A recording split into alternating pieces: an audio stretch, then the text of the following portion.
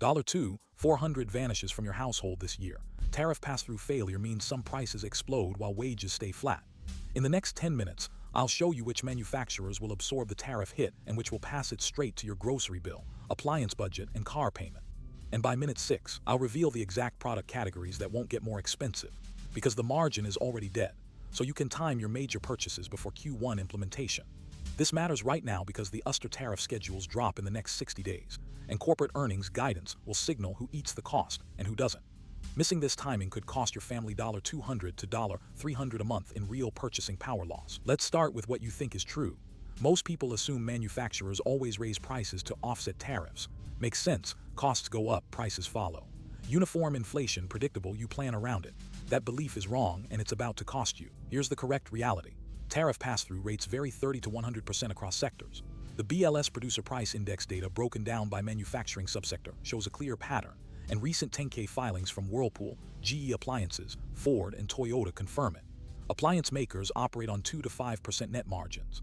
When a 20 to 25% tariff hits imported components, motors, compressors, steel, they can't raise prices 20% without destroying demand. Refrigerator sales would collapse, so what do? They absorb the hit. They cut R&D budgets, consolidate product lines, discontinue lower margin models, and squeeze suppliers. Automotive sits at 4 to 8% margins. They shift costs more than appliances can, but not fully. A Ford F-150 might see a $800 to $200 price increase, but Ford eats $600 to $1,000 of that hit to protect volume. Fashion and luxury goods, Gap, Nike, apparel generally, operate at 20 to 40% gross margins. They pass through 70 to 90% of tariff costs because demand is less price sensitive, and their customer base tolerates price increases. Electronics, phones, laptops sit at 35 to 45% gross margins, so pass-through approaches 80 to 100%. Apple raises prices, Whirlpool doesn't. Now the delta. A household expecting uniform 3% inflation. The Fed's target faces 6 to 8% price increases on durables, vehicles, appliances, furniture. Meanwhile, real wage growth. The BLS data shows nominal wage growth minus CPI inflation sits at 1 to 2% for the median worker in 2024. For a dual-income household earning $75,000 jointly, that gap is devastating. If appliances jump 8% and wages grow 2%, you've lost 6 percentage points of real purchasing power on that category. For a household spending $4,000 annually on durables and discretionary durables, an 8% shock versus a 2% wage bump equals $240 lost on that $4,000.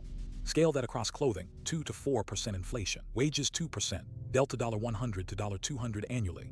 Small electronics tariffs hit harder, 6 to 8%, delta $150 to $300.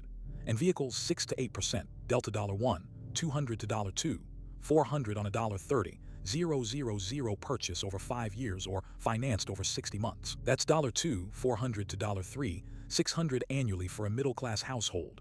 Real purchasing power loss, not nominal. That's what the belief gap costs you. Let me show you the exact sectors where this happens. Start with appliances.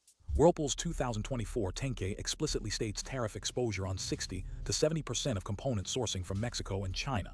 Tariffs scheduled for Q1 2025 at 20 to 25%. Whirlpool's guidance: no significant price increases announced, but gross margin guidance lowered 40 to 60 basis points. That means they're absorbing the hit.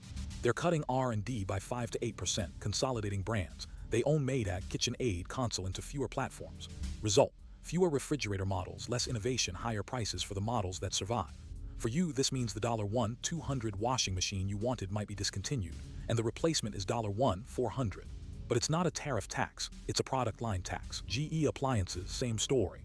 Tariff exposure 65%, guidance silent on price increases, margins tightening. Automotive is the second shock. Ford's 10K shows 45% of components sourced from Mexico and Canada tariff exposed. Toyota, 40% exposure. But here's the difference from appliances. Automotive has more pricing power because demand is stickier. You need a car, you don't need to upgrade your fridge. Ford and Toyota can raise prices. They will.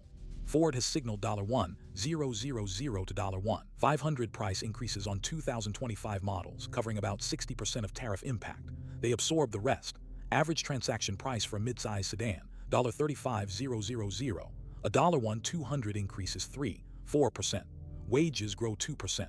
You lose 4 percentage points of real purchasing power on that vehicle. Clothing and fashion. Gap Inc. S10K shows 70 to 80% of inventory sourced from Vietnam, Bangladesh, and China. Tariffs hit hard. Gap has already signaled price increases of 3 to 5% for 2025 spring lines. Higher margin, they pass it through. A $1.50 shirt becomes $1.53. Multiply across 50 items a year. That's $150 added to your clothing budget. But here's the detail. Low-income shoppers feel this first. Middle-class shoppers shift to fewer purchases. Discretionary spending contracts. Now the open loop I promised. Which product categories won't get more expensive? This is critical. Large appliance repair parts, spare motors, control boards won't jump significantly because the margin pool is already thin and there's no volume cushion. If a spare part jumps 30% in tariff cost, manufacturers can't raise the retail price 30% without crushing aftermarket sales. Prices stay flat, margins evaporate. Used vehicle prices might not rise as much as new because tariffs don't hit used inventory the same way. Budget furniture, IKEA-style flat pack, has already absorbed margins into volume pricing. Tariffs hit, volumes drop, prices stay flat, IKEA contracts. Discount electronics and phones. Apple and Samsung will raise prices. Motorola and OnePlus have thinner margins and might absorb more. Food pricing won't be hit directly by manufacturing tariffs. Agricultural tariffs are separate and slower to flow through. So groceries stay more stable than durables. The timing is the action item. Corporate guidance will clarify who absorbs and who passes through in Q1 2025 earnings reports, which drop January to March. But tariff implementation starts in February to March 2025 per USTR schedules. If you're buying an appliance, a vehicle, or furniture, buy in January 2025 before tariff shock hits retail pricing. After March, appliance prices freeze, no hikes from thin margin absorbers. Vehicle prices jump, automotive has passed through. Clothing prices rise 2 to 4% over 6 weeks, fashions pass through lag. You save $300 to $800 on a major appliance by purchasing before tariff implementation. You save $200 to $300 on a vehicle. That's actionable. Let me tie this back to your real question. Will my groceries, car, appliances, and clothing get noticeably more expensive, or will my wages keep up? The answer is specific. Your car will get noticeably more expensive, 3 to 5%, and wages won't keep up. Your appliances might stay flat in price but narrow in choice and feature set. Your clothing will rise 2 to 4% over 6 months. Your groceries won't spike from manufacturing tariffs directly. The aggregate effect.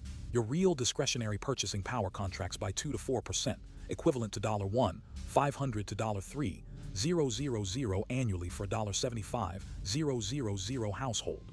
That comes out of savings, childcare contributions, or education investments. It's not catastrophic, but it's real, and it's not uniform across categories, which is why the uniform inflation expectation blindsides people. One more data point ties it together. Federal Reserve real wage growth data for 2024 shows nominal wage growth at 3.9% annually, but after inflation averaging 2.8 to 3.2%, real wage growth sits at 0.7 to 1%. Now add tariff-driven price jumps of 5 to 8% in durables, and real wage growth becomes negative for households spending more than 20% of income on vehicles, appliances, and fashion.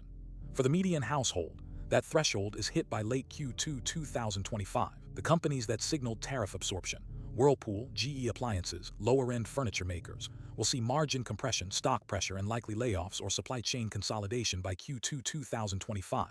Companies that can pass through, Ford, Toyota, Gap, Apple, will face demand headwinds but defend margins. Your move: buy durables before tariff implementation, shift discretionary spending away from tariff-exposed categories in Q2 and beyond, and monitor wage growth against BLS CPI data every month.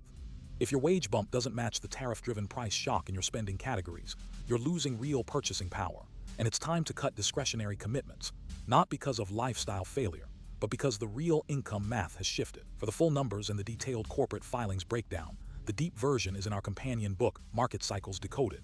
Link is in the description. It walks through every tariff scenario and shows you the exact math on margin absorption by sector. Here's your takeaway. Tariff pass-through failure isn't uniform inflation. It's selective real income loss. And it matters most to the middle class right now because you earn enough that you notice, but not enough that you can absorb it without adjusting savings or investments. If this breakdown changed how you're thinking about 2025 purchases, hit subscribe. I'm covering the Q1 2025 earnings guidance breakdown in the next video. That's when companies signal who absorbed tariffs and who didn't, and the stock market reacts hard. Ring the bell so you don't miss it.